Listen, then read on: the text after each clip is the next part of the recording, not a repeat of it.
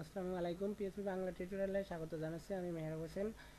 আজকে আপনাদের একদম মজার একটা বিষয় দেখাবো যে ডেট ডেট ফাংশনের মাধ্যমে আপনার যে ডেটটা আছে এটা অটোমেটিক আপনি চেঞ্জ করতে পারেন। আপনার ওয়েবসাইটে যদি আপনি ডেট ফাংশনের মাধ্যমে একটা ডেট নিয়ে আসেন, দেখবেন যে আজকে এক ডেট দেখাচ্ছে, কালকে আরেক ডেট দেখাবে, পরশু আরেক ডেট দেখাবে, পরের বছরটা চেঞ্জ হবে, মাস চেঞ্জ হবে, মানে অটোমেটিক চেঞ্জ হবে। আসলে এটা একটা মজার বিষয়। আর এই ডেট ফাংশন যদি আপনার জানা থাকে, আপনি অনেক রকমের মেসেজ দিতে পারবেন। এটাতে অনেক মজার মজার কিছু করা যায়। জাস্ট আমি আপনাদের আজকে ডেট ফাংশনটাই দেখাবো। এখন ফাংশনগুলো সাধারণত দেখতে কীরকম হয়, ফাংশনের একটা নেম থাকে, তারপর ফার্স্ট ব্র্যাকেট শুরু শেষ, জাস্ট এটাই আপনার ফাংশন। এখন আমি যেহেতু আপনাদের বলছি যে ডেট ফাংশন দেখাবো, ওই জন্য আমার ডেট ফাংশনের নেমটা হচ্ছে ডেট, তারপরে ফাংশন যেহেতু ফার্স্ট ব্র্যাকেট শুরু শেষ। এখন এইটা যদি আপনি ব্রাউজারে দেখাইতে চান, মানে ব্রাউজারে আপনি যদি এটার আউটপুট দেখতে চান, আমি ফার্স্টার থেকেই বলছিলাম যে পিএইচপি ল্যাঙ্গুয়েজে কোনো কাজ করে সেই আউটপুটটা যদি আমরা ব্রাউজারে দেখতে চাই, তাহলে অবশ্যই সেই কোডিংয়ের আগে আমাদের প্রিন্টটা লিখতেই হবে। প্রিন্ট না লিখলে আমরা ব্রাউজারে কোনো কিছুই দেখতে পারি না। এখন জাস্ট দেখেন যে আমি প্রিন্ট, তারপর ডেট ফাংশন। এখন ডেট ফাংশনের মধ্যে তো আমাদের অনেক কিছু থাকতে পারে, প্যারামিটার হিসাবে আমাদের যোগ করতে হবে জাস্ট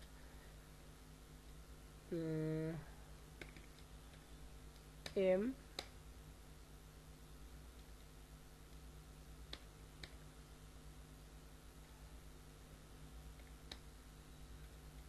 সরি, ডেটের ডে দিই, মান্থের এম, ইয়ারের ওয়াই। এখন জাস্ট দেখেন যে আমি একটা ফাংশন লিখছি, ডেট ফাংশন।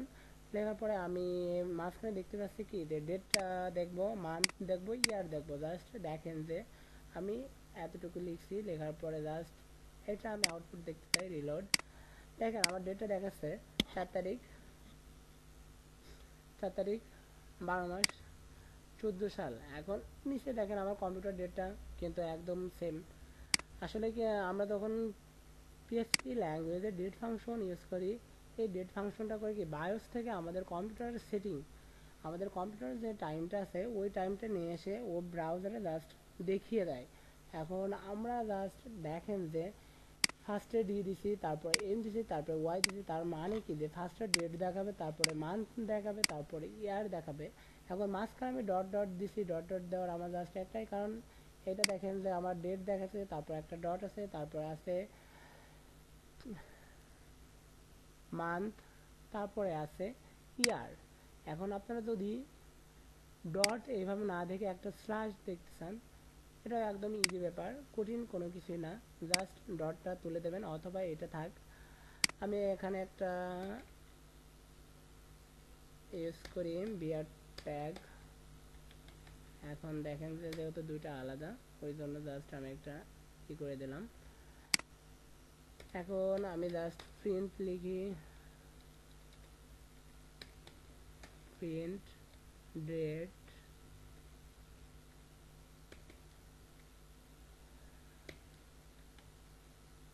আমি ডাবল কোটেশন দিয়ে যেহেতু কাজ করছি, ডাবল কোটেশন দিয়ে করি, D slash M slash Y.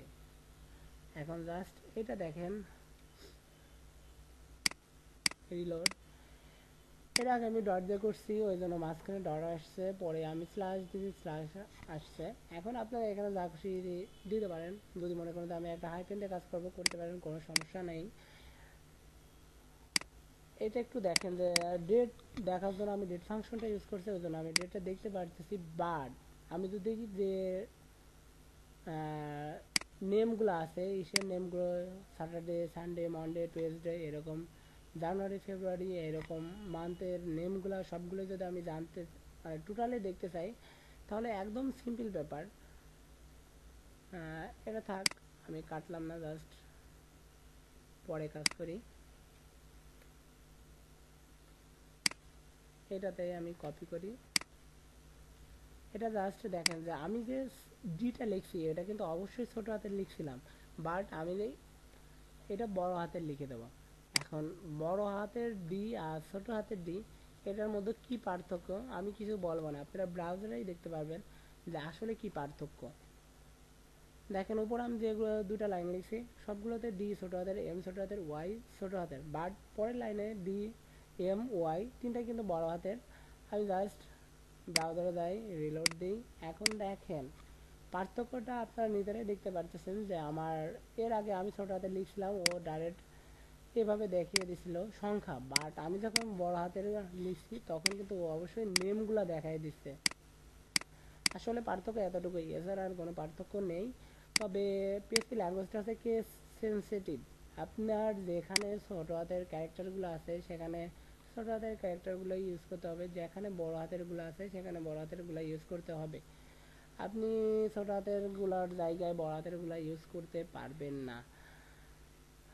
যদিও দেখেন যে আপনারা যদি এই ফাংশনটার ব্যবহার জানতে পারেন তাহলে অনেক মজার মজার কোনো কিছু কাজ করতে পারবেন। আমি মজার কাজগুলো দেখাবো তবে আজকে এই পর্যন্তই।